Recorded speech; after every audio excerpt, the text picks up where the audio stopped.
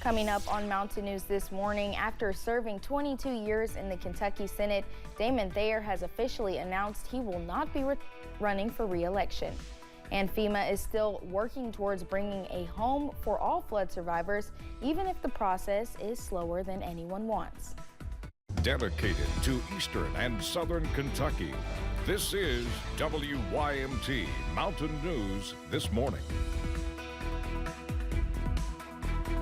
Good morning, I'm Madison Carmouche. It's 6 a.m. on December 14th, 2023.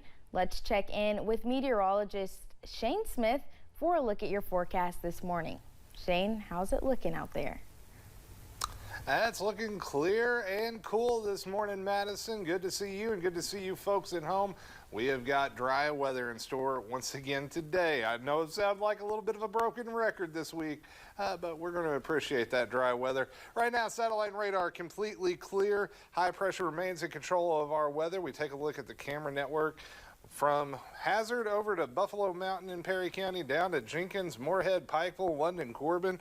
It's all dry this morning.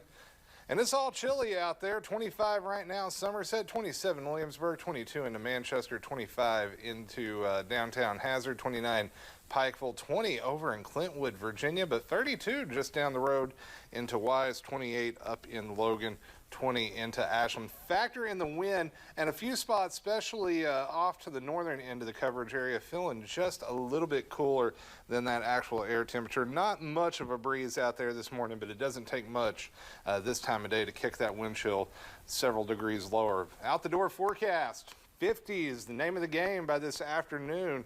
In fact, some spots in Cumberland Valley are going to run into the mid-50s. Going to be a pretty nice day, and we've got a couple more before things take a turn to the soggy side. We'll talk more about that here in a few minutes, Madison. Shane, thank you. The longest-serving Kentucky Senate Majority Floor Leader in Kentucky history will step down after the upcoming session. Senator Damon Thayer will not run for re-election. Jeremy Toms caught up with Thayer to learn more about why he's leaving the role and what's still to come in his career. Senator Damon Thayer first entered the Senate chamber in 2003. I remember when I first took office, I dropped my son off at his kindergarten class. And 2 decades later, both he and my younger daughter were able to vote for me in my last election. He's risen to be one of the most powerful political figures in Frankfort. But now at the age of 56, the senator from Georgetown feels it's the right time to step away. You know, I just feel like it's better to leave a little early than stay too long. At the end of my term, it'll be 22 years in the Senate, 12 years as majority leader. Thayer says he's accomplished almost all of his political goals, especially after all that got done in the most recent session. We passed a lot of really big bills: sports betting, medical marijuana. We repealed the bourbon barrel tax. And members, we are ready to convene. Knowing 2024 will bring his last session, Thayer hopes to make every day count.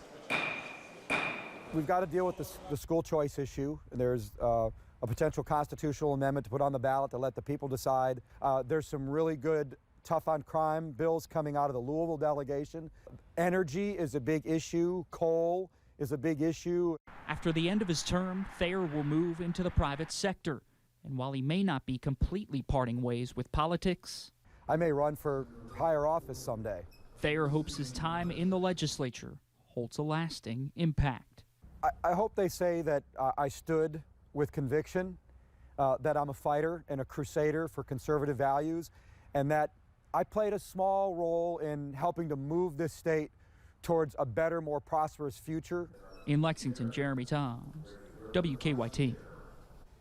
Senator Thayer says it's too soon to talk about who would take his Senate seat, but he has encouraged Senator Julie Rocky Adams to consider running for floor leader.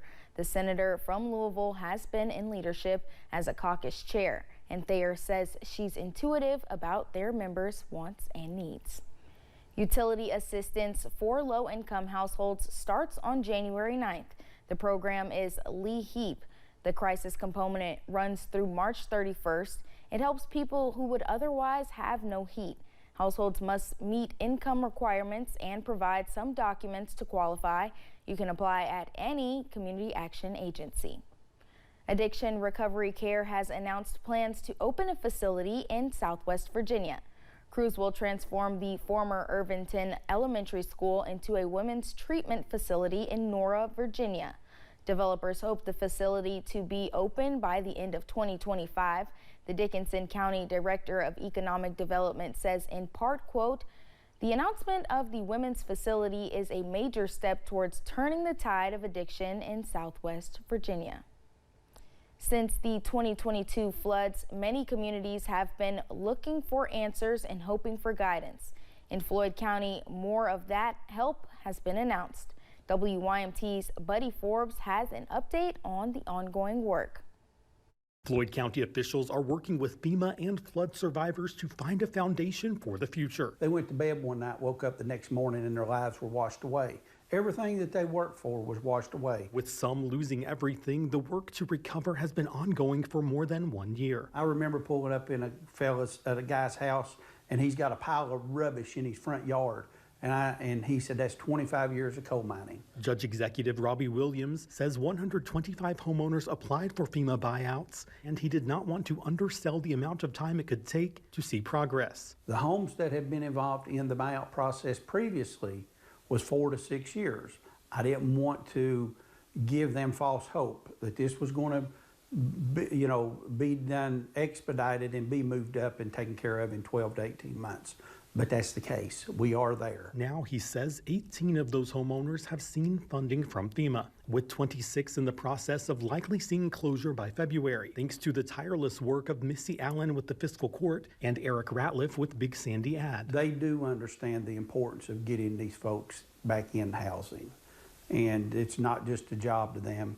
It's personal. The county received more than $1.6 million in funding to buy out 13 of those properties, create a green space, and operate a program for more progress. But Williams hopes the funding will keep flowing. FEMA is having some funding issues at the national level, and that's a little concerning to us going forward. Is the funding going to hold to go ahead and finish these buyouts? Until the communities are back on their feet. In Floyd County, Buddy Forbes, WYMT Mountain News. That earlier funding, which was announced yesterday by FEMA, will be used to buy the properties, demolish the homes, and remove all debris. The green space left behind will be under the county's management, left as open space. The former owner of a Kentucky drug clinic has pleaded guilty on federal charges. Christy Berry pleaded guilty to one charge of conspiracy to commit healthcare fraud and one charge of conspiracy to illegally distribute drugs. According to her plea agreement, Berry caused an $800,000 loss to taxpayer-funded health programs, which she will have to pay back. The clinics she ran were operated in Clark and Johnson counties. 3 other defendants in the case pleaded not guilty. Berry will face sentencing in March. Students from Roy G. Eversole Elementary and Hazard Middle School got to participate in Shop with a Cop yesterday. Officers with the Hazard Police Department took 20 students on a shopping spree in Walmart. The students were able to spend up to $150 each. School Resource Officer Barry Engel says interacting with kids is the best part. I've been a police officer for over 40 years, and this is by far the best detail you will ever have, is being a police officer, SRO, anything to do with law enforcement. This is the best duty you'll ever have. Engel is a school resource officer at Roy G. Eversole Elementary School. He says people can contact the Hazard Police Department to donate to their Shop with a Cop next year. The Hazard Police Department was not the only one doing their Shop with a Cop event. Take a look at this photo. Officers with the Corbin Police Department held their event at the Corbin Walmart.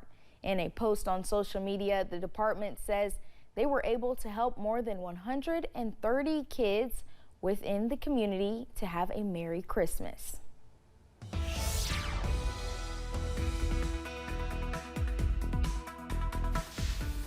.609 now, a time for your weather forecast, and we are nice and clear across southern and eastern Kentucky on this Thursday morning. Here's a look at our sky cam out of Mount Vernon at I-75. You can see traffic rolling A-OK, dry conditions. Same story up at the top of Pine Mountain on US 119, 32 there right now. We slide on over to Whitesburg, just down the road, and you will see it is 32 and mostly clear there. A quiet morning right now in downtown Whitesburg. Satellite and radar, speaking of quiet, not much going on at all. We have high pressure and control of our weather, and that's keeping us on the cool and dry side. Down to 19 right now.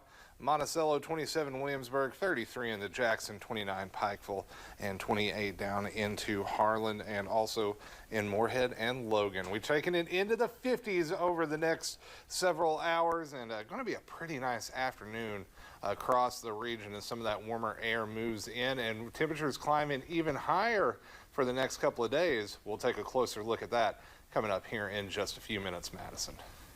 Shane, thank you, and thank you for joining Mountain News this morning. More news is on the way. Coming up, we'll take a look at the official impeachment inquiry into President Biden and the responses from politicians.